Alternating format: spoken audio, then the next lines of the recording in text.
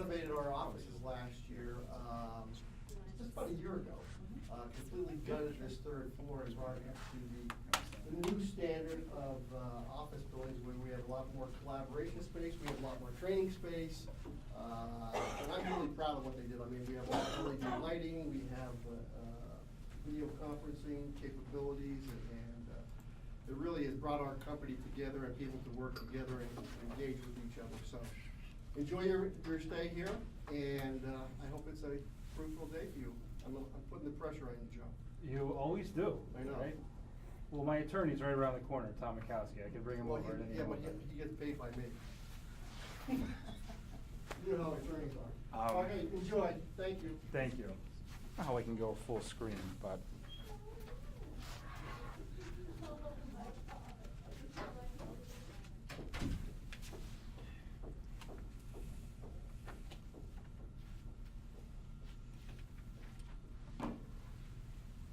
All right, well, I'll just start as is, and we'll go from here. So, welcome everyone. Thank you for being here.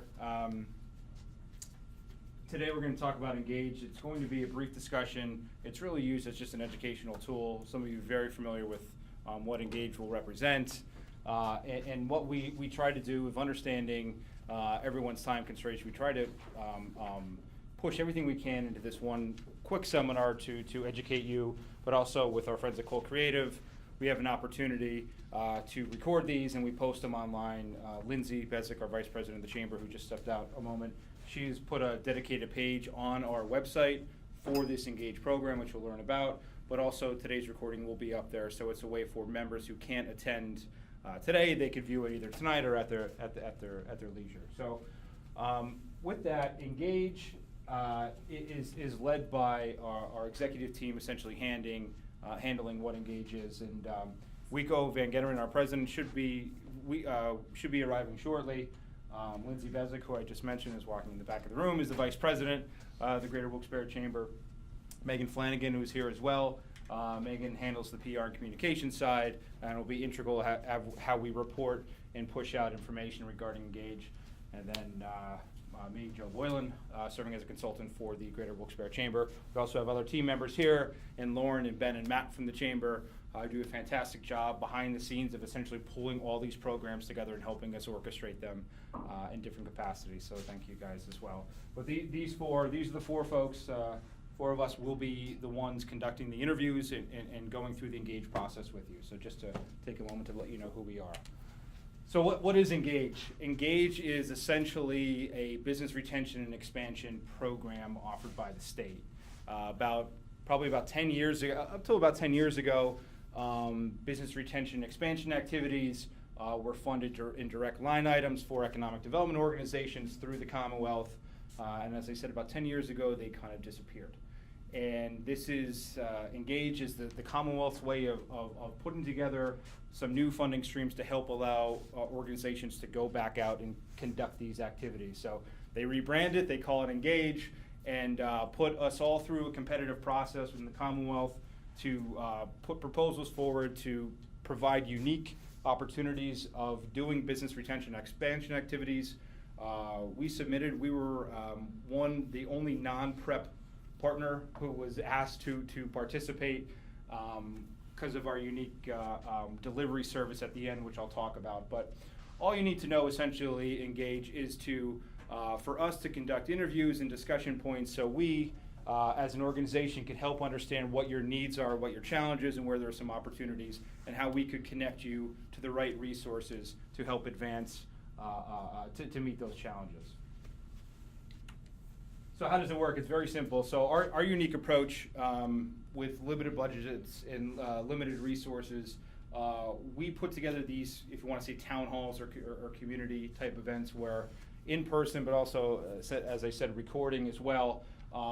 We are utilizing this as a way to educate our members in our business parks, industrial parks as well, of what Engage is, how they can participate. So after today, the whole focus is once everyone is educated, understands the programs, we will reach out to those who are interested in participating. We'll schedule and set up an interview, and then from there, we'll deliver or put together an action plan based upon the information you provide about your business and also about the park as well.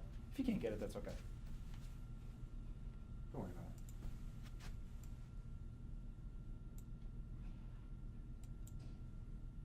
Don't worry about it. Yeah.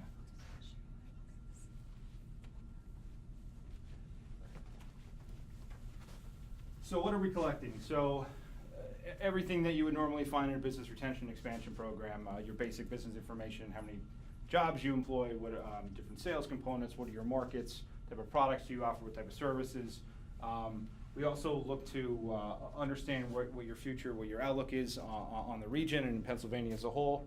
But the real two main important parts that we want to find out, and the second one's a little bit unique and different than normal retention expansion activities.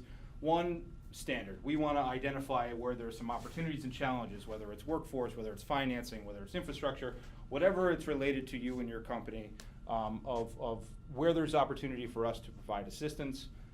And the second piece is, as we approach this, we wanted to look at the park as a whole.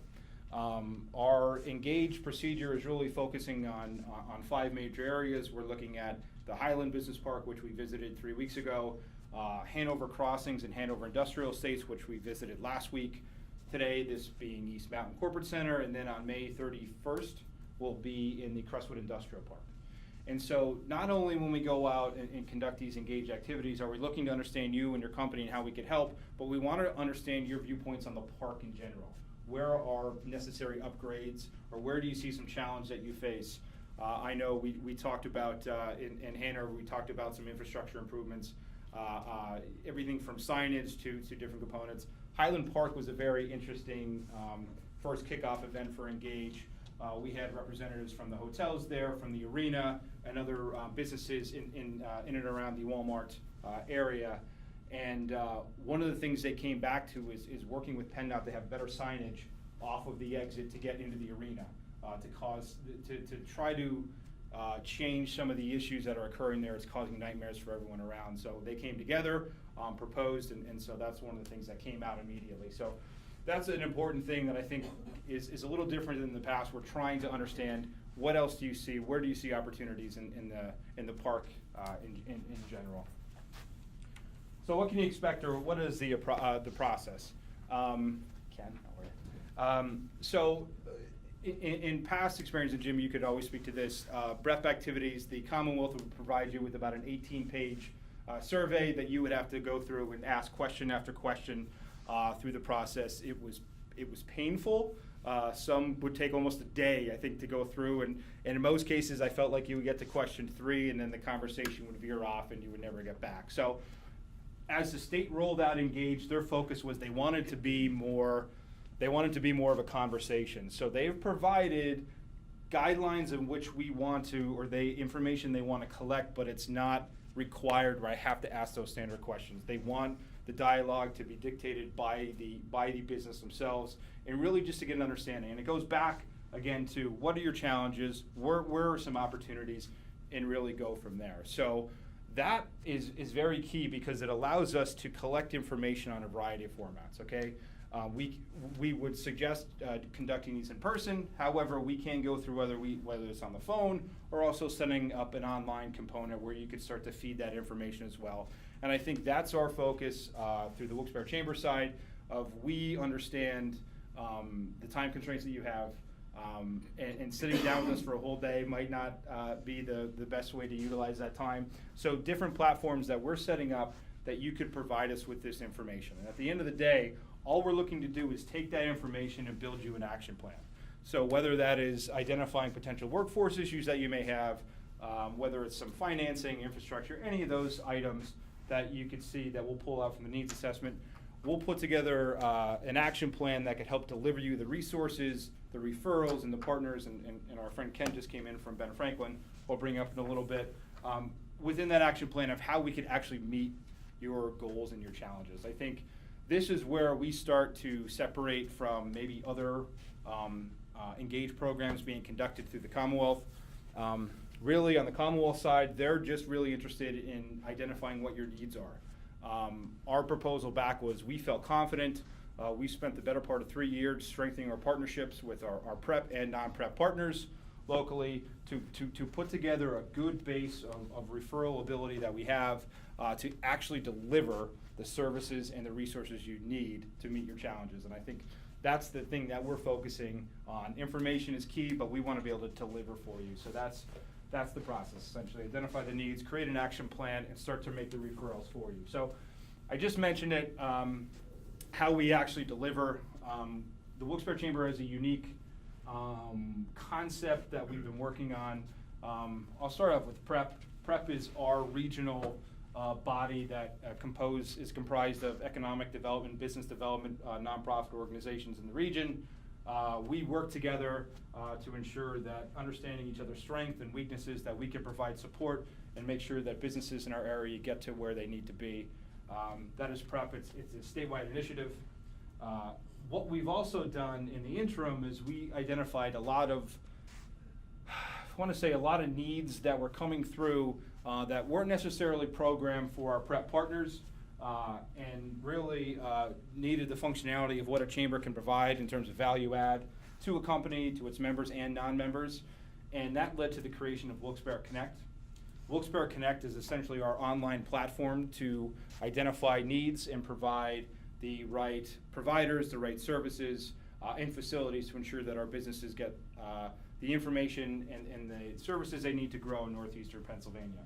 So Connect started and is built upon the strength of its partnerships. It's powered by the Greater Wilkes-Barre Chamber. However, the engine is really the partners underneath, one of which is here today, Kenna Krepke from Ben Franklin. We have Dorothy Lane at the Small Business Development Center at Wilkes University. We have Sue Riley at the Family Business Alliance. We have Larry Newman at the Diamond City Partnership. We have Dr. Rodney Ridley at the Alan P. Kirby Center for Free Enterprise and Entrepreneurship, and Terry Ohms at the Institute for Public Policy and Economic Development. Essentially, how Connect works is we've built an online platform where any business, no matter big or small, no matter what their industry, whether it's the mom and pop pizza shop to the international manufacturer, can log into our Connect site and fill out an intake form, which usually takes about 2 to 3 minutes. And in that form can identify exactly what their needs are. There's check boxes there to, whether it's business plan assistance, whether it's government contracting, whether it's financing, whether it's product development, patent issues. Any item that we see that is a need for businesses in northeastern Pennsylvania, you could check that box and submit the form, and from there we take control. Terry Ohms at the Institute for Public Policy is our client and data management side. So essentially what she does is she takes that intake form, starts to build the action plan with the Connect partners, and starts to refer out where necessary to the PREP and non-PREP partners.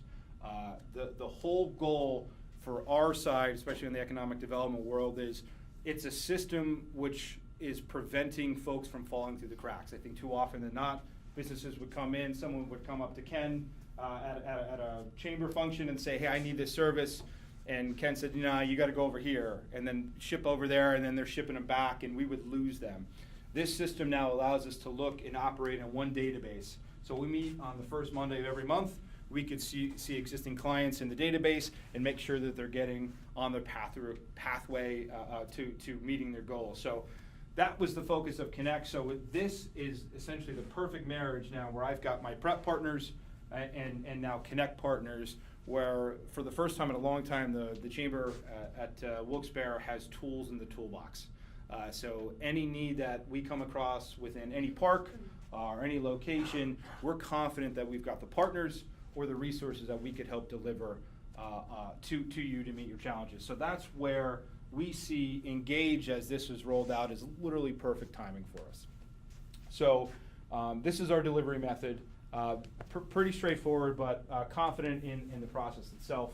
And Ken, if you want to just give your little background on yourself and Ben Franklin. Yeah, no, I'd be happy to do that. So for those that don't know me, my name is Ken Krepke. I'm the regional manager for Ben Franklin Technology Partners in northeastern Pennsylvania. Ben Franklin's been around since 1983. Our organization was founded to help both early stage technology companies and established manufacturers leverage the knowledge and energy from our colleges and universities to create jobs and retain jobs in the Commonwealth of Pennsylvania.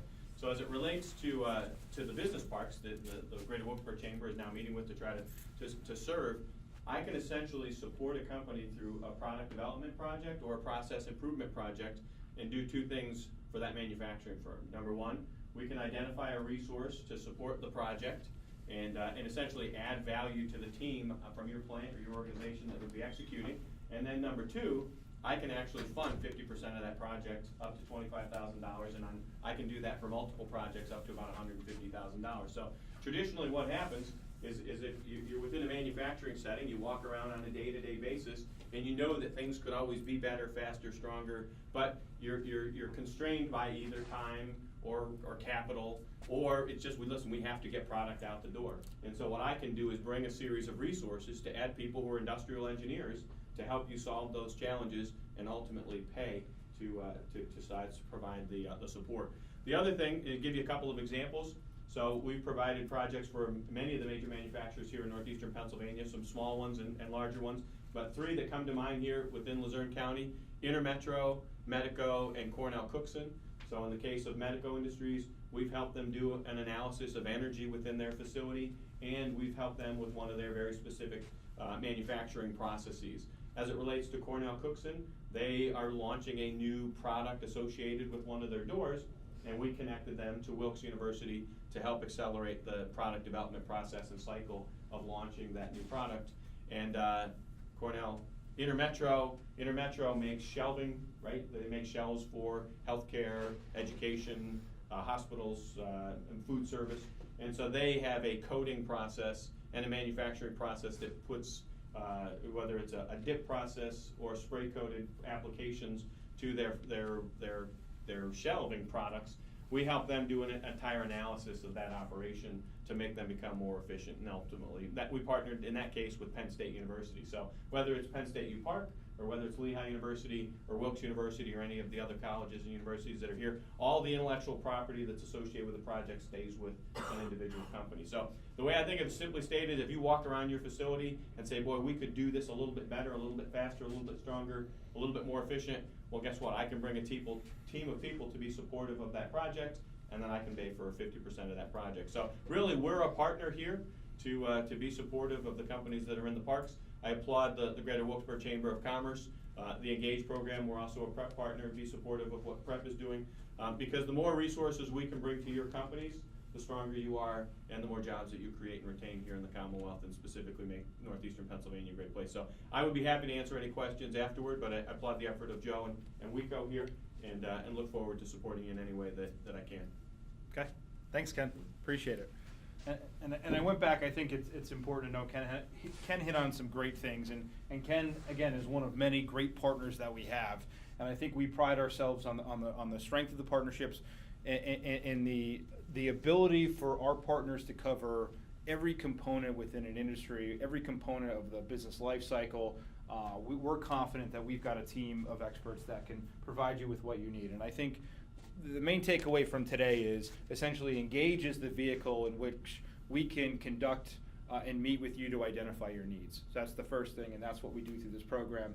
And the second is, as we build our action plan, we start to get to the delivery side of, we could start to put together the resources and opportunities that we see that we have access to meet those challenges and needs that you've identified. The beauty of it is, there is the list of programs and resources that we currently operate in, but also through the Engage program, we do have access to some resources as well to help pull together efforts, and whether it's specific training that a company might need, or whether, in the case of Highland Park, is looking for proper signage that they need. So this program is really just here to get dialogue started, to identify your needs, and allow us to do what we're trained to do, and more importantly, to participate in Engage, to participate in PrEP and Connect, and what we do. They're all free services. They're absolutely no charge back to the company. It's what we are instructed to do in terms of how we're built.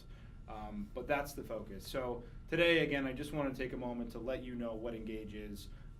And really the next step is how we can participate. And again, there's a variety of ways.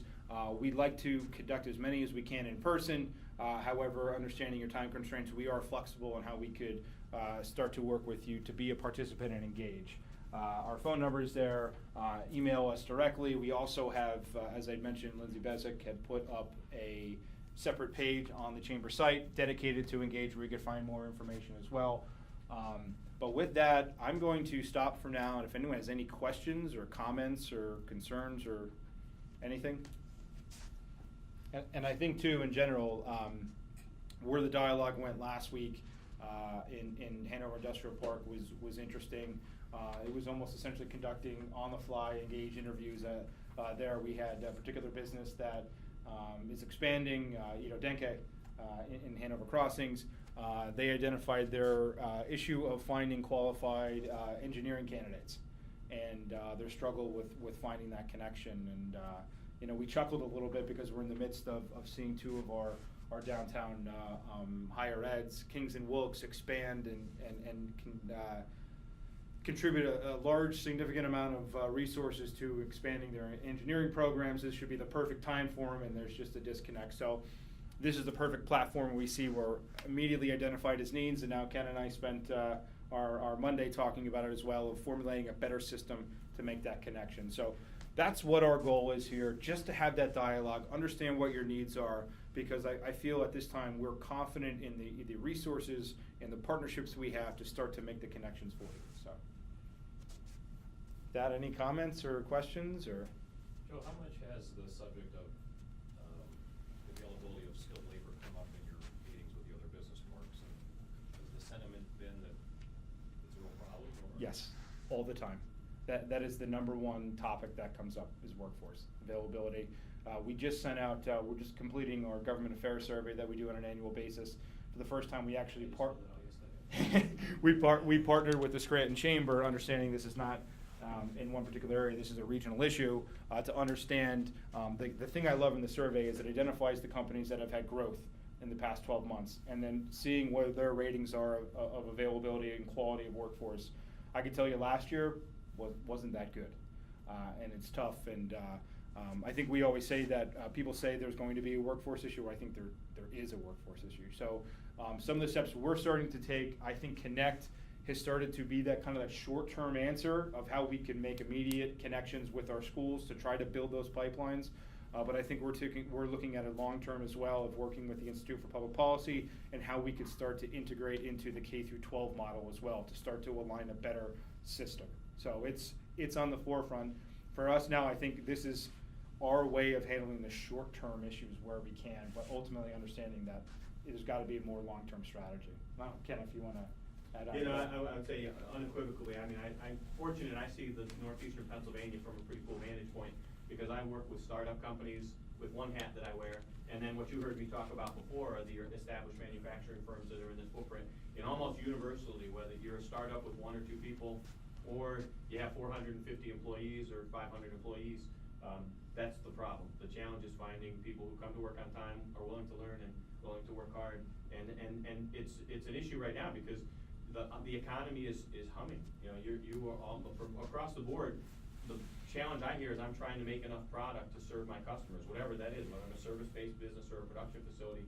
My goal is providing enough service to deliver the product that I need to deliver and get it out the door, and have enough people to do that. And people are trying to grow right now. So, and I think the other good news, it's not for WECO's benefit and Will Scranton Chambers. This is not a northeastern Pennsylvania challenge. Right. This is a national issue right now. Across the country, you've got a workforce issue that, do we have numbers? We're almost at arguably full employment. Yeah, and I think one of the challenges we're trying to tackle, especially if you want to look at it long term, is we feel that when a business comes to us with a need, a workforce issue they're having, or trying to build that pipeline, by the time we collect that information, by the time we are talking to our higher eds or other educational partners and coming back with a solution, we come back, it's 2 years later and the company's gone. They're in New Jersey. So trying to get access to real-time data, Connect allows us to do it. We see the needs coming through in the business on a daily basis. Working with the LIU, with Tony Grieco in Luzerne County, bringing the Institute in to start collecting and understanding the career pathway models of our K-12 schools and how they start to link. And Terry is a key component.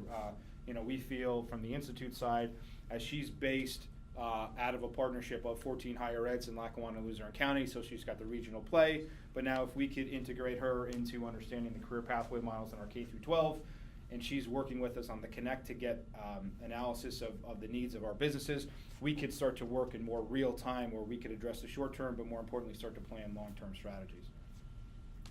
I'd also throw out one other thought, for those of you that may have training needs right now, Ben Franklin doesn't do anything associated with training, but, and it's apropos only because we're talking about workforce. I was on a call a few moments before I came into this discussion here, and the WebNet program has dollars available right now, so if you have individuals within your organization that need training on both soft skills or information technology applications, and I think it's a little flexible as to what the definitions are. Dave Sawicki would be the person I would touch base with right now. They have money that needs to be deployed, I think, within the next couple of weeks, maybe between now and the end of the fiscal year, and then they'll have a new funding as the new budget is approved and passed. So if you have a need right now, there may be an opportunity to identify dollars to support those training. Yeah, and Jim, to your point, when we sat down for Highland Park for our first one of these presentations we did, we had a few of our partner hotels there, and literally the first word out of their mouths were, man, we're all struggling to find employees for the hotel. And like, we didn't even I didn't even take a bite of the sandwich, didn't even start a PowerPoint, and that was an issue. And then again in Hanover, Ito Denke, of I can't find engineers.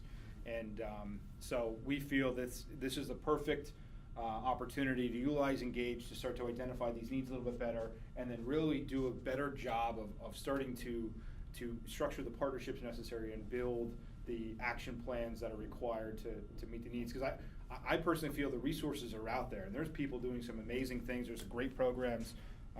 Always reference Christine Jensen as just an all-star here with PA Career Link, but there's only one Christine Jensen, and she's got limited budget of how she can get out and promote. So as we start to build out our network more and having one, an understanding of what our partners provide, but two, how we could deliver that, I think is critical. So we understand how important that is, and taking at least a short and long-term steps towards that. Jim, what specific workforce needs are you seeing? I mean, is it mostly on the STEM side? Is it licensed? First, I'm folks? Jim Cummings with Miracle Real Estate. We built 7 buildings in this park, and more than 100 in the area. We have 150 tenants, and something like 14,500 people work in the buildings we developed in the region. So the feedback we're getting from our tenants lately is they're having a hard time getting people. Right. Now, that's everything from an entry-level laborer to the more skilled engineering types of positions, which I know Borton would be struggling with as well. So it's really across the board. Now on the lower end, I think part of it is they've been frankly getting away with paying a fairly low wage for a fairly long time, and now they're wondering why they can't get good people for $10 an hour anymore. Right. They're just gonna have to deal with that on their own, I think. Mm-hmm. The bigger concern though is the technical skills. Engineering positions specifically would be something that impacts us directly, but I think it's in many respects across the board, and I don't know if it's, I've been, in my past life I was a chamber guy, so I used to give presentations like this. I still don't know if it's because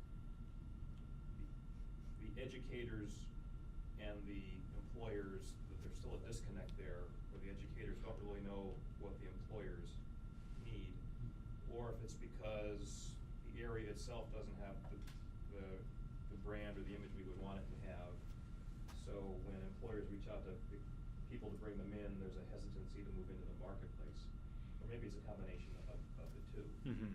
But certainly I've always felt that as the rules of chambers have changed, where it used to be primarily, you were largely a developer of land and buildings, and it's not really necessary anymore because of the growth of private development. I really think that the chamber's primary mission right now should be workforce development. Mm-hmm. And putting all the pieces together, I do think having both a short-term and a long-term strategy is the right way to go, because the economy will do this again. Yeah. And then the unemployment rate will go up, and everyone will forget how much of a problem this is until it happens again, and we'll feel like, oh, we got caught off guard again. Right.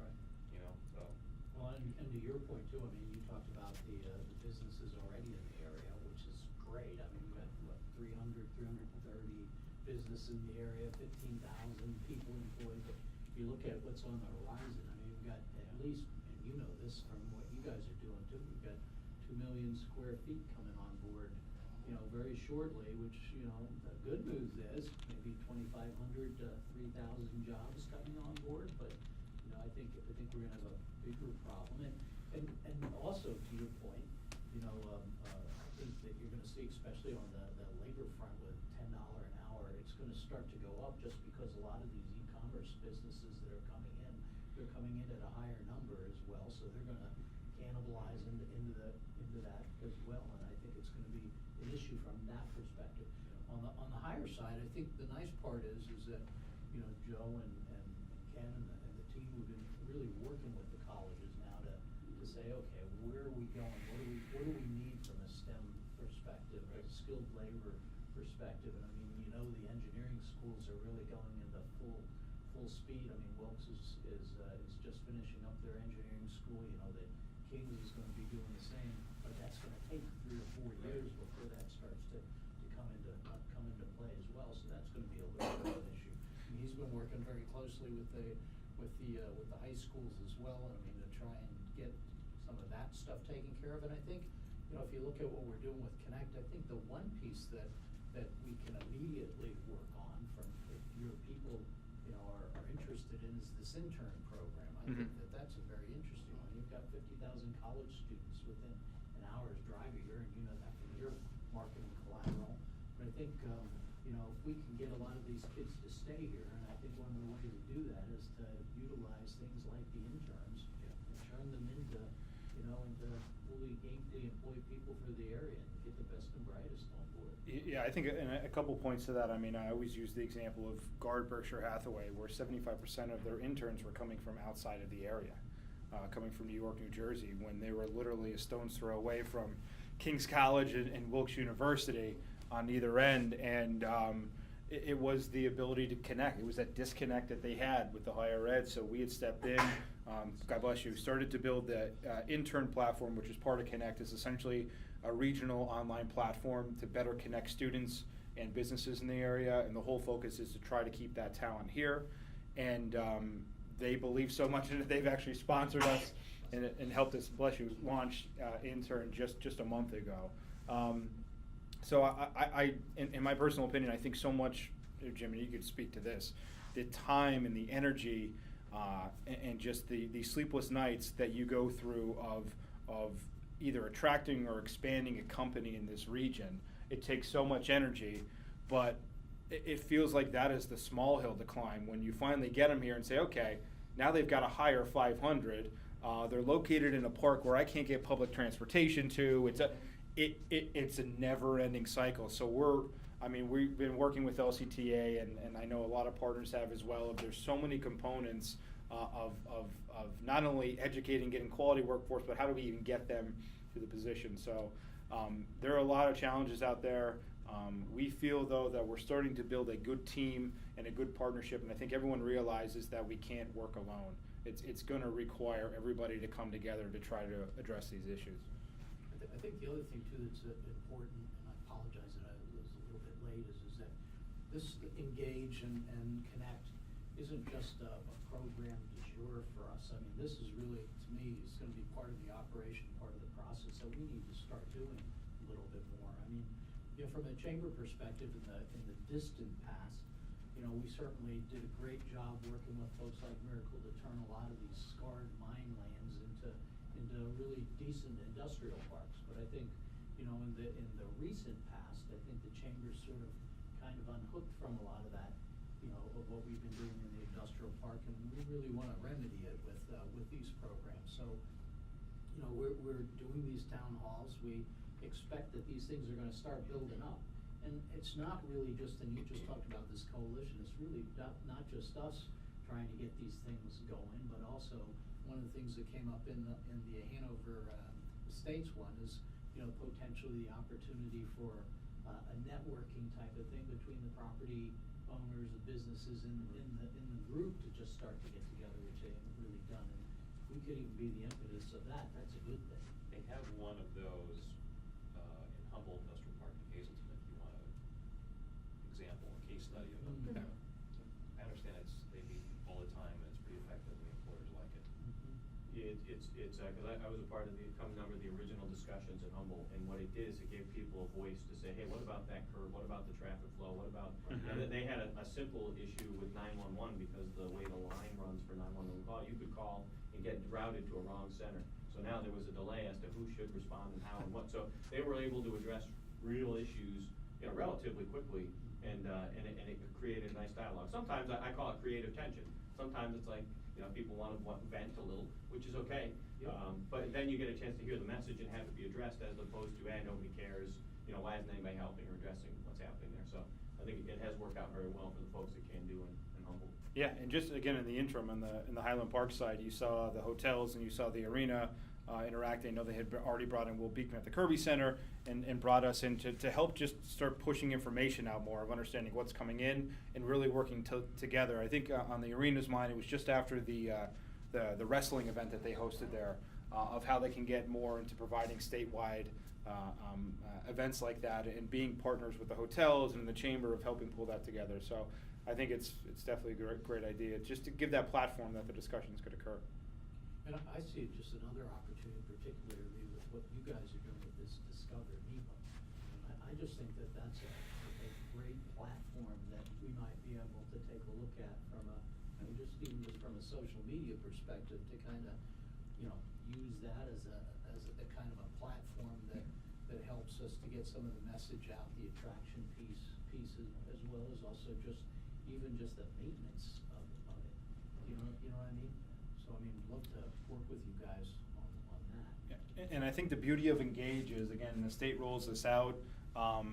This is about all they've really provided us. It's essentially a clean slate of, hey, you kind of design it how you want.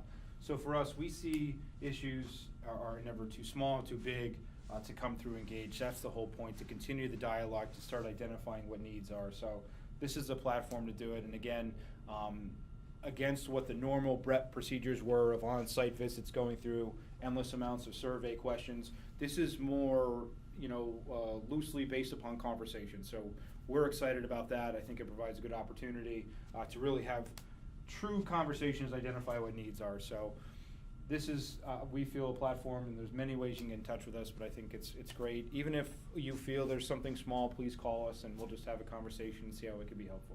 Yeah, and I mean, the way that I look at it is it's kind of rep with delivery, right? I mean, one of the things that we are going to be doing is that we're going to be, going to a lot of the businesses, making sure that we understand what your business is, also where you're going, what your needs are, et cetera, et cetera. And that's almost where rep kind of ended. But what we're trying to do with this Engage, using Connect, using our version of Engage, is to really try and get some delivery processes in place. Because, I'm sure Joe talked about that. I mean, when he and I started, 2, 3, 4 years ago, we knew that we needed to do some of this stuff. But the problem is if we did that, we get all this pent-up demand. We have people say, okay, what you gonna do next? How are you gonna deliver? And we didn't actually have a delivery mechanism in place. And I think that's kind of the key difference between, what we were doing in the past and where we're trying to take this thing, and the action plans and deliverables that we're trying to do from it. Yeah, I think it's based upon the strength of PrEP and then the Connect program that we've got partners and services. So.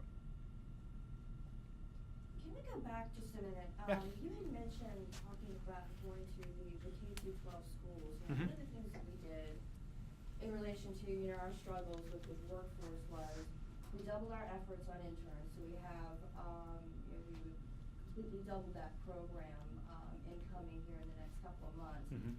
And then we quadrupled our efforts on STEM, making sure that we're going out to the schools and getting those kids involved in a young age. But I was wondering, you mentioned something about the Institute and looking at career paths through K-12. Mm-hmm. What are the plans for that? So there's a new, it's called the Future Ready Index for Pennsylvania, of how K through 12 have to report their career pathway programs within their schools. It rolls out in the fall of this year for this upcoming year. So we took that upon ourselves. I'd worked with Ken. We had looked at a few local current programs that are existing and identifying how impactful they were, what schools were operating, and what we found, there are some amazing programs out here. I always say the Junior Achievement Building in Biztown is probably hands down one of the most amazing buildings. And here we have that right in our backyard, and there's still school districts that are not participating in that because they don't have the funding for it, okay? And at the end of the day, I think for Junior Achievement, so they offer the Biztown, they also have the financial literacy courses. It ranges anywhere from $10 to $15 a student. That's it. and 3 of our worst performing school districts are not sending students there. And that is alarming. Those are the students that we need to get there.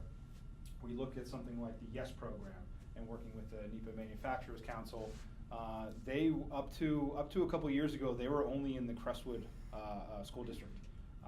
And that essentially starts to work with students and partners with business parks to start to target students that maybe didn't go the VOTEC route, but they're maybe not looking for the 4-year degree, and allows them to build and strengthen partnerships and put them through essentially like an apprentices program to get them employment coming out of school. It costs $5,000 to implement that program in a school district. And I think this year, we've got 5 finally in Luzerne County that are signed up, but I think only 3 are active. And Hanover area is one school that is not active in the program, which blows my mind, with the park literally adjacent to the school. So that was one. We work with TechBridge as well to start getting into the business plan competition for high school, expanding upon that, providing some entrepreneur activity, connecting that industry. But the one we focused on and had been in dialogue with for about 6 months was with Microsoft and their TEALS program, which is computer science and engineering curriculum for high schools. It's absolutely free to deploy in our schools. What it costs is essentially a model based on bringing in an expert in that industry and co-teaching the course with the teacher and educating the teacher as well. By year 3, he or she could lead that course on her own. They put in a $5,000 stipend to help pay for that industry leader, but that was it. And in most cases, the industry leader just does it as a volunteer basis. We were lined up and ready to go. We needed a little bit of seed funding. We did put in an LSA application for the local share account. We did not get it. Now, we're not going to stop. We're going to go back and fund, because we feel that there's, outside of the one-time cost, if you could generate about $250,000 of revenue, you can ensure that every student in Luzerne County has access to Junior Achievement in BizTown, has access to TechBridge, has access to the Microsoft TEALS program and the YES program. And I think that is a good long-term strategy to start to build a pipeline, because I think a lot of it is on opportunity and awareness that's not being put out there. So we have done a lot of research and a lot of work, and it's there.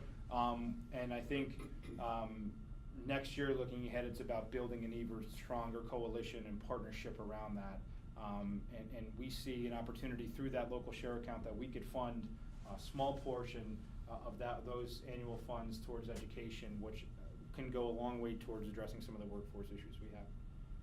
Is Terry going to go through that in our economic indicators thing? Because she's doing that on the 10th, right? And there's an education subset on that one, isn't there? Oh, Yes. that'd be great. Yeah, So, register to so check if that. you're gonna, That's great. yeah, that'd be a spot where you might want to have some conversations with them. Yeah. When in doubt, ask Terry. She's probably written a paper on it or done the research on it. Yeah. Always. So. But again, these are all just steps in a process of which we feel, we're really, focused on building partnerships, and that's where we see success coming in. And Jim, as you put it perfectly, the transition of what a Chamber of Commerce was to what it is becoming is significant. And being, we went through crazy meetings and talking to an organization who's been around for 135 years and saying that, hey, we're not going to start really focusing on bricks and mortar and construction and development. We're going to build programs. So that was an interesting conversation, but the board on both the Chamber of Commerce side and the Chamber of Business and Industry side have really bought in and supported what we're doing, and feel that this is where we could truly be impactful. As chambers evolve, we're evolving, and workforce, I think, is going to fall squarely right on our lap of how we can provide that service. I think one of the things too, I hate to harp on workforce development, but I'm Anthony, I'm from the Holiday Inn, we have the same issue. Mm-hmm. And we can't fill anything from housekeepers all the way up to, I do corporate sales, it took them over a year just to fill this position. Right. And I think, for me, previously I worked in higher ed, and the presidents that I encounter in this area, President Bozeman over at Misericordia is my favorite. When we sit down and talk to him, it's not that I don't need more kids, I need the right kids. Mm-hmm. And this isn't, this area, this isn't a PA issue, this has become a national issue. And I think a lot of it has to do with the stigma that's around people that don't go to college. Part of it is the national media has hyped up college so much, both the good and bad. And the value of what was a high school degree is now a bachelor degree, and that with the master's degree is that of a bachelor degree. And even people that have doctorate degrees can now get 2, 3, and 4. So the value of your degrees have changed. A lot of it having to do with just the national perception of it. And I think the idea of getting back into high schools and those kids that aren't or should not be pushed to go to college or an LCC, making them realize that there is good money for you out there. Because I think the only way a lot of people feel like they can make a good buck is if they go to college. Yeah. And in the long run, I mean, so I have a master's degree, and friends of mine, a lot of friends of mine had not gone to college. A lot of them are better off right now because they have no debt, and I have quite a significant amount of debt. So it's one of those things where they kept pushing. You just made a perfect point, because I said the word awareness. I think that is a huge issue, and I think something like BizTown is a great opportunity for students to see all the opportunities out there. And you look at some of the employers now that, I mean, there are the $10 ones out there, but there are some that McCarthy are getting up to the 14, 15 range and going higher. Great opportunity where coming out of high school, if you could earn $33,000, $35,000 and have no debt, they don't even know that is an opportunity. So I think so much is based upon awareness and showing that there are tremendous opportunities out there. I mean, on the other end of the scale, I always say, my daughter's 13, she goes to Wyoming area, is falling in love with architecture and engineering, that's her focus is. She always comes back to me and said, Dad, you still haven't even touched on that subject, where could I learn it? I said, well, I don't think you're gonna hear anything about that for the rest of your time there, and that's no shot, I love Wyoming area, but it's just what, she's going through PSAs right now. I think today's her last day with them, but just so much of awareness, and I've taken her over at BizTown, myself, and in the summer for different camps that they've done, and had her over to meet folks at Bolin, Swinsky, and Jackson. I think there are ways that you can inspire, and it's just really on awareness of what's out there. So. And I think one of the things when I worked in higher ed that we prided, I worked for 2 liberal arts universities. One was a small Catholic university, and then one was a large state institution. But both prided themselves on giving overall degrees. And I think now what's happening is we're pushing so much into certain majors that the background that people come out with in terms of an overall developed degree may not be as strong as it was before, because they may cut an English away, they may cut a music or an art or a philosophy, and these kids may be brilliant in terms of STEM or in terms of history, whatever their major was. But when you read their cover letter, you're missing that overall kind of piece because they're not trained to engage in a wide variety of different topics. It's here's STEM, here's history, here's English, here's this, and that's it. Yeah, and we've really focused, and credit to Lindsay and the Chamber of Commerce side with our Think Center that we have in the Innovation Center, really promoting that as an opportunity. We always tell students, no matter the age range, this is your home, this is your playground, this is for you, this is built for you, it's free to utilize. And we do things of working with Squirrel Girls Tech Camp, which it's 6th through 8th grade, or it's 5th through. They're 8th through, it's 5th through 4 through 6 it is. 4 through 6, yeah. Yeah, on STEM activities that they have a week-long camp down there. We host different high schools come through all the time with their students and engage. But I think a point I always love to make is WECO would help teach the entrepreneur course at King's College in partnership with John Moyak, senior students, and one day WECO couldn't be there, so I kind of filled in, and I did a presentation on some of our 2 famous local entrepreneurs. I put their picture up, and I said, okay, who here has heard of 1 or 2 or both of them? And not one student, senior level student, knew anything of the Pepper Jams and all the other businesses that I went through. And I thought, how can you be in an entrepreneur or senior level course and not have any interaction with any businesses? They didn't even know that the Think Center or the Innovation Center existed. So I think, again, a lot of it is on awareness. I think and that's why as Chamber transitions, this is the perfect time. We're the perfect conduit for this, where we can connect business and the higher ed side by being that middle ground and providing opportunities for them to come together. And that, I didn't want this to be a connect presentation, but that was the whole focus of Wilkes-Barre Connect, building different platforms where we could start to see better interaction between students and our business community. And from that, Joe created this Spotlight series, which is really the TED Talks, our version of TED Talks. We actually had Chris Jones do one of those and invited all the college students from the area. I wanted to circle back with the comment that you made about Boatsman, because I agree with you. I mean, he comes from a business background, which is kind of cool. I mean, he's an engineer and a product manager for Goodyear.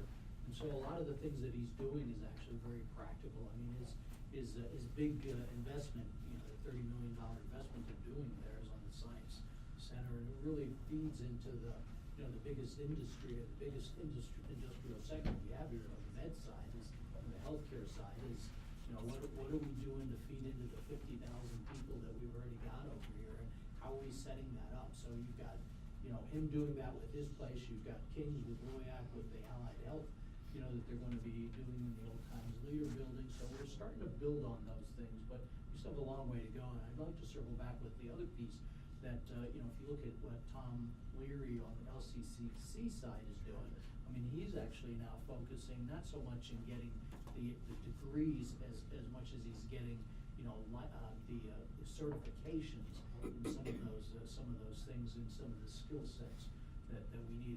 His automotive technology one, which you wouldn't really think so much of, because a lot of it with the logistics and the trucking side, those students that are going in there get jobs immediately afterwards. There's a waiting list to get into that. So the nice part is that we're starting to see some of this stuff, start to align, but it takes time, and it takes a while to turn that battleship, so, but we're getting there.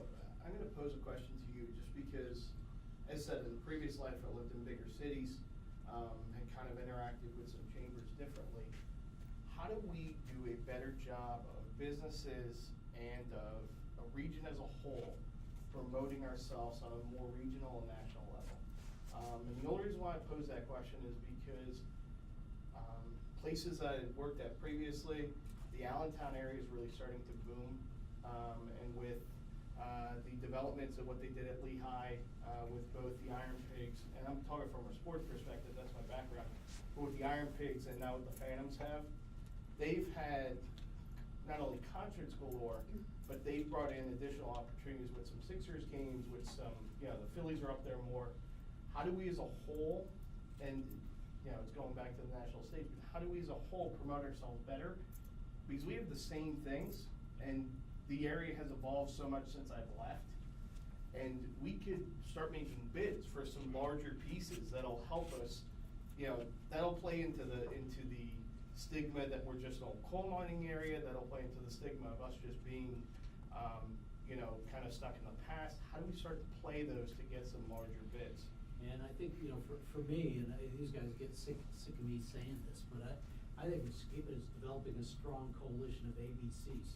The academics, get your academics, your business, and your community lined up together to have us almost take advantage of a lot of these almost somewhat parochial, pieces, silos that are out there, and build a coalition around them to act more as a chamber, as a brokerage service of these different pieces and utilize what we've got. Again, I mean, that's conversations that Jim and I are having on Discover NEPA. I mean, I think that's a great, or is going to be a great platform as they start to build up on that one. And, it doesn't just need to be for the business side of it. I mean, you could use it for the community side. You could use it for the academic side to do some of the attractions, not just to businesses, but also to the schools. Now, here's the good news out of that too, is that, believe it or not, I mean, enrollment in schools, as you know, across the country is down, but in this area, it's actually up. I mean, Misericordia, Wilkes, and Kings have all seen in the last 2 years the largest freshman classes that they've had coming on board, and I think that's a good thing. So I think we're starting to get that momentum going. But, can I add something to that too? And I think coming from, because we come from a similar background, but I think our partnerships with the Visitors Bureau and all of our local organizations, and even with, Discover NEPA, we had them at the dinner this year. Like, I think that's what's important, is that we are bidding on those things. The Keystone Games is in our area, so it's things like that I think everyone was very siloed. And now that it's more of a, effort of all of us working together. I think that's 100% more of what you see and what Lehigh Valley did. That they kind of all came together for that, and that helps obviously everything with tourism, everything for our local economy. So I think that's been a huge part of what we do, and even regionalizing with the chamber. So we work a lot with Scranton, with Pittston, with Hazelton, with Back Mountain. So it's more of a concentrated regional effort, and that's increasing all of those things. Specifically to your industry, Right. I think that's what's important. I think that's kind of what you were asking, but that is the stuff that, we see more of. We can go, and now we can, as a community, go to these, you know how it works. You're gonna go to these national shows, and you compete for these things that come into the area, these big conferences and all the different things that specifically are helpful to your industry. And now that it's more of an effort that we work together with the Visitors Bureau on relocation packages and packages we send to these potential, people coming into the area. And I know a lot of what Miracle did, they have great pieces on that too. That's more of, we all kind of now have that network that we can actually bring it in, and we're seeing that happen. So that's, I think, an exciting thing as we move forward. It's only getting much better, I would say. Yeah, so. and I think another key factor of that is one of the underlying factors of Connect is, I think we were starting to do a great job of starting to build the partnerships and start to deliver on some things, but we weren't telling the story the right way. And so I think that's why Megan is key, and not only engage but in Connect. We're starting to tell that story, but allow our businesses to tell that story. And I think it's just viewed in such a different way, as opposed to, me coming out as a part of the chamber where we're viewed as a government entity, as opposed to that private saying, no, this is what we needed, this area is great, I'm finding what I need. So that's the platform, and we're starting to, you'll see as the summer comes up and beyond, where the private industry is starting to tell that story about the region more and more. Well, I think you kind of got it right with what you said about Lehigh. They sort of broke down a lot of the parochialism that they had over there. And if you look at the way that they've set up, I mean, it's okay to have chambers that do programs and events within, their own specific area. But from an economic development perspective, you really got to broaden the horizon on that thing a little bit better and look at that more as a NEPA play. And I think we've started to do that with we're doing that with government affairs. I mean, you just filled out your government affairs survey for us, but frankly, we open it up to do it with Scranton as well, because at the end of the day, you got 500,000 people that live in this SMSA, and we're looking at it somewhat parochially in the past, and I think that's the wrong way to do that. So, I think we're starting to head in that direction, and I think that's a good thing. Yeah, I think the other thing, we've been in northeastern Pennsylvania for a while, the assets have been growing, right? Mhm. When you talk about the stadium, when you talk about the Penguins, or you talk about ski resorts or golf courses, or residential living, or business parks, right? The assets have been, over the last 15 years, in business incubators. There are 14 within our footprint here in northeastern Pennsylvania now. So what we need to do now is package that on a regional level. Right? You can still have wins in Wilkes-Barre, and wins in Scranton, and wins in Hazelton, but what we need now is to package each of these pieces from a tourist perspective. Come to the Wyoming Valley and the Lackawanna Valley to see these tourist opportunities, right? So you can benefit from both. So I think the assets have been in development over the last 20 years, and I think now we've got people with vision that says we can break down some of these walls.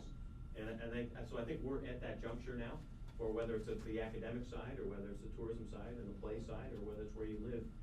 I think the pieces are now here. We didn't have them before. If you go back 20 years, I think it was a more complicated sell. But I think today, now we have it. So what we need to do is collectively start putting those pieces together. For example, on the internship piece, every college and university will tell you they have an internship program. There's not one that doesn't, right? And here's the thing we have to keep in mind. Their whole goal is to place a student, right? Not necessarily a student in Wilkes-Barre or Scranton, whether it's in New Jersey or whether it's in Philadelphia or wherever. So what we need to do, it's our job to collectively put a system in place that says, hey, your first stop is here. You go to school here, do your internship here. By the way, there's an opportunity maybe to stay at Borton-Lawson, right? And so what we don't have is that coordinated effort that says, here first, there second. Because each school just cares about getting their student placed so that they're happy, because remember, the parents paid money to have you be there to get a job. So I think we've got to coordinate the effort on a regional perspective, but still have the wins in each of the silos. And I think the assets have been built and grown over the last 2 decades to bring us to where we are. Now we just have to have coordinated voices on a regional level in order to execute on that. Because I believe we'll blow the Lehigh Valley away. My corporate office is down in Bethlehem, and I laugh every time I go down there. But I think our assets here are stronger than their assets. They're land constrained. It's hard to move around within their community, and they don't have as many colleges and universities. So I think our assets are greater here. The Penguins, we're equal on Penguins in hockey and baseball, so, although we have the Yankees, so that's better, makes it better. But yeah, so I think the point is if we regionalize these messages and collaborate between the different communities, we can still have the parochial wins, but the region wins as a whole. Look, I think this generation, that's coming through, there are some talented people here in this area. We start to see it in all these programs we're building underneath Connect. One of the ones that Ken helps run is the pitch program, which is essentially our platform to allow startups and entrepreneurs to pitch their concepts, and we put them in front of a group of regional investors. And some of the concepts our next one is next Wednesday. We've got 4 companies coming through, 4 local products that have just unbelievable concepts and businesses that they have. So I'm excited when I see the talent that's here, and for us, I think it's really on the chamber to start to build a better network and a platform underneath, so we give them every opportunity they have to know that there's an opportunity for them to stay here. That's key. And the other interesting to me first step is you gotta believe in yourself. And frankly, this place is very hard on themselves. And I don't think rightfully so, because I mean, you've done some studies on labor numbers. I've run factories all over the world and teams all over the world and all over the US, and I can tell you, the labor force that we have over here is excellent. I mean, the work ethic over here, coming to work. I can't tell you how many factories run where people don't just show up. They just, they do a run and they don't show up the next day. This place is not like that. And so, I mean, to me, one of the first steps you gotta do is believe in yourself. And, I mean, I think we're doing a better job with that until you read the blogs beneath some of the, some of the articles that are out there. I mean, they're pretty tough. But, Yeah, I definitely think there's something to the messaging behind that, because I know 3 years ago when I came here to talk with Chris and Frank about a job opportunity, brought my family with me on one of these visits, and we stopped into a restaurant. And of course, the waitress picked up our accent when they didn't know where we were from, struck up a conversation. And one of the first things she said to us was, it was very disparaging remarks about this area. Oh, yeah. And for someone looking to move here and, uproot their entire family and come here, it was just, it was a little bit of a shock, but, and I think, especially, I think we're too hard on ourselves. Way too Oh, yeah. And I don't think people see what is right in front of them, so you almost have to separate out the forest from the trees for them. I always use an example of one of clients in the Miracle Flex space in Hanover is Ian Robson and his American Paper Bag. And we were competing against 7 states and Canada as well. And in particular, Pennsylvania. He was coming through to go to Lehigh Valley and just happened upon us and came in. And after a little bit of negotiation, got him to stay and to kind of tour the area. And I was his chauffeur all Saturday afternoon. And what actually sold it, I always tell the story, is going up to Harvey's Lake. He saw Harvey's Lake and he said, "This is why my wife is going to want to come here." And we just fell in love with the area. It was beautiful. And he finally said, he goes, I really didn't have it on the list.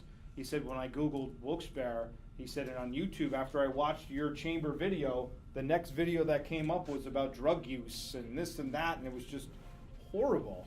And he said, what I saw in the videos to what I see here, it just doesn't compare. It's about getting that message down. And Well, we have to do a better job on the what I call the customer-facing side. I mean, when we first moved here 3.5, 4 years ago, you're calling a utility company to open up, to get your utilities in place. So, I called this person. I said, okay, we just moved in. We wanted to turn on our utilities. Oh, you just moved in. I'm sorry. Right. He says, what do you mean you're sorry? Well, I'm sorry you had to move into the area. And I just remember, I says, were you born and raised here? He says, yes. You ever been outside this area? No. He says, you might want to try and get out of this area, and you're going to really see what a great area this is. There's nothing to be sorry about. We wanted to move here. And I just thought that was very interesting. So, I mean, those are some of the things that I think we got to continually work on. Yeah, I've worked for the University of Scranton in the admissions office, so I used to talk to people coming from all over, what's it like to be in northeastern Pennsylvania? And I'd say, well, here's 2 things. If you want to be really warm, you need to move to the south. And that's the way it works. It's going to snow here in the wintertime. It has for hundreds of years. It's probably going to again. And if you want to be in Philadelphia or New York or Boston, you need to move to Philadelphia, New York or Boston. But after that, what are you looking for, right? If you want outdoor activities, if you want to enjoy the park systems, if you have sports interests, you have all of the amenities. It's safe, it's clean, great education system. You have everything you need, but those two things are going to happen. It's going to snow in the winter, and if you wanted to be in a major metropolitan area like a New York or Boston or Philadelphia, well, that's not this. And oh, by the way, we don't want it to be, right? Right. We like low crime. We like easy transportation. If I drive 12 miles, it's 12 minutes, right? I don't have to worry about a commute. So those advantages, and the rest of it is really about the job opportunities and the parks that are growing and the entrepreneurial shop opportunities. They're all here. So I think we just need to package it the right way to get that message out so people see it. Exactly, I think it's all about the marketing and the messaging. Yeah, and we talk about that in Connect all the time. We're not trying to be Philly, we're not trying to be Austin, we're just trying to be, Scranton, Wilkes-Barre, Hazleton area. That's our focus. By the way, one of those blogs that, that I read the other day on my stuff was, well, of course, none of the college students want to stay here because they don't pay well enough. And I'm thinking to myself, yeah, but you gotta understand how much more expensive it is in New York City to live over there versus how inexpensive it is here for housing and, your day-to-day. I think you guys did a nice little study on that too. It really balances it out very nicely, but we're not necessarily getting that message out. Well, and I kind of want to piggyback on that, because I think there's a perception by not people in my generation, but people in my parents' generation, who believe that everybody in this area is from this area. So, and, I went to college outside this area. I've lived in Deep South Texas, so I've been to large metropolitan, I've been to Deep South, the two places that you just described that we are, and we aren't. But I think one of the things is, those people for me that moved away to college did not come back. But those people that I've made friends with since being back for a year are all from outside this area. And a lot of the people that I went to school with are now in Philly. And some of the top executives in Philly are from northeastern Pennsylvania, because it's the work ethic that kind of drives it. But that being said, a lot of the people that the U gets and Wilkes and Kings gets from New Jersey, New York, and Philadelphia are now staying here. So, I think there's a misconception out there that, it's the only people in this area are from this area. That's not the case anymore. Right. I mean, I think Dallas is, everybody I run into from Dallas is not from this area anymore. Even small towns, it's the same thing. So, they kind of migrated to Dallas and Luzerne and then Clark Summit. But even now, the smaller towns, your Pittsons, your Avocas, it's not the same as what it used to be. Yeah, well, you're 100% right. I mean, that was, I think, really the basis behind our population increase for the first time in decades, about 10 years ago, where the outpouring from neighboring communities coming into this area, mostly from New Jersey. I think housing values do that as well. They keep going, west as the markets keep rising. So, but I think you're 100% right. I think you see more and more people from outside the area. I know personally, growing up in this area, most of my friends are Philly, New York, or actually out in Arizona or California. Yeah. Yep. Okay. What are we doing to follow up? What's next steps? We'll be in touch. We've collected some information here, but we'll be in touch to find an opportunity if you'd like to be a part of Engage and how we could set that up, and whether we come out and see you or we have a nice phone conversation or whatever we choose, whatever way works. But continue the dialogue, and again, identifying needs that affect you and your company, but also what, how you view the park itself and where we can make some improvements and what you see as necessary to move forward. So that's our goal. Borton has those forms if anyone didn't fill one out and wants to. And then, again, thank you to Lucy and Borton-Lawson for hosting us. And yes. She will show anyone, give us a tour of the amazing facility if anyone wants to stick around. But please eat lunch if you haven't yet. Our chamber members, Pierce Street Deli, it's delicious. And then, Lucy, if you don't mind, just kind of showing us around a little bit. I know a couple of people were excited to see your facility. So excellent. It's the first time I'll see it. And thank you. Yeah.